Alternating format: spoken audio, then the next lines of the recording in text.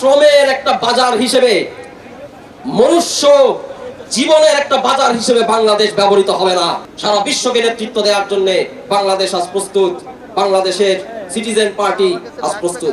জনগণ এখন নিজেদের ভাগ্য নিজেরা নির্মাণ করবে।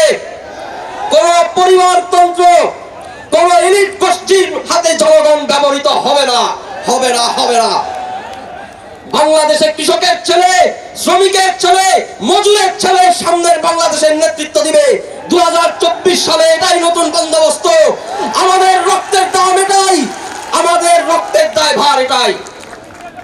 এই ঐতিহাসিক দায়িত্ব কাঁধে নিয়ে নতুন রাজনৈতিক আশা আকাঙ্ক্ষা বাস্তবায়ন করতে দরকার নতুন রাজনৈতিক শক্তির। এই লক্ষ্য অর্জনে সারা দেশে বৈষম্য বিরোধী ছাত্র আন্দোলন, গণ অভ্যুত্থান নেতৃত্বদানকারী প্ল্যাটফর্ম এবং সারা দেশের সচেতন নাগরিক সমাজ, সুশীল সমাজ, কৃষক শ্রমিক জনতা, তাদেরকে সংগঠিত করতে গঠিত হওয়া জাতীয় নাগরিক কমিটির উদ্যোগে সারা বাংলাদেশ আমরা ঘুরেছি। আমরা কৃষকের কাছে গিয়েছি, শ্রমিকের কাছে গিয়েছি, পেশাজীবীর কাছে গিয়েছি, ব্যবসায়ীর কাছে গিয়েছি, দিনমজুরের কাছে গিয়েছি। আমরা তাদের কথা বুঝতে চেষ্টা করেছি, কেন তারা অকাতরে রক্ত ঢেলে দিয়ে আগস্টে ফ্যাসিস্ট আওয়ামী লীগকে উৎখাত করেছিলেন।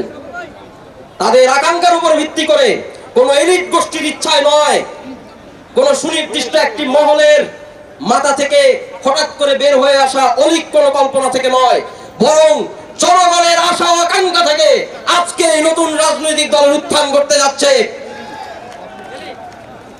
জনগণের আশা আকাঙ্ক্ষা এমন একটি রাষ্ট্র, যে রাষ্ট্র বহির্বিশ্বে মাথা উঁচু করে দাঁড়াবে।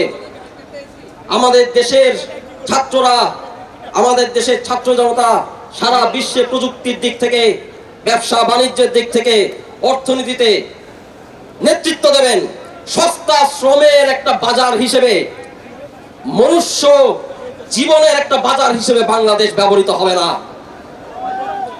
বাংলাদেশের মানুষের শিক্ষা ও স্বাস্থ্যের অধিকার, তাদের বাসস্থানের অধিকার, মৌলিক অধিকার, মানবাধিকার, দেশে নিজের দেশে মানুষের মতো মানুষ হয়ে বাঁচবার অধিকার, এটুকুর জন্য আমাদের সংগ্রাম। আমাদের সংগ্রাম আমরা অবশ্যই চালিয়ে যাব।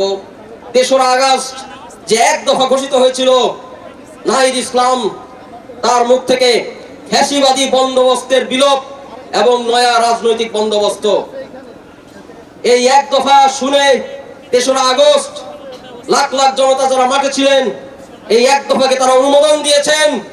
নিজের তাজা রক্ত দিয়ে তারা ভোট দিয়েছেন, নিজের বুকের তাজা রক্ত লাল কালিতে তারা লিখে দিয়েছেন, সামনের বাংলাদেশের রাজনীতি ফ্যাসিবাদী ব্যবস্থা বিলোপের রাজনীতি, নয়া রাজনৈতিক বন্দোবস্তের রাজনীতি।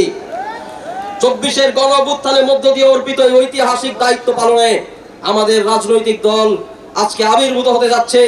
আপনাদের সকলকে আমরা পাশে চাই। এই লড়াই চলবে, এই লড়াই আমাদের জিততে হবে। সারা বিশ্বের নিপীড়িত জনতা আমাদের দিকে তাকিয়ে আছে। সারা বিশ্বকে নেতৃত্ব দেওয়ার জন্য বাংলাদেশ আজ প্রস্তুত। বাংলাদেশের সিটিজেন পার্টি আজ প্রস্তুত। ইনকিলাব জিন্দাবাদ।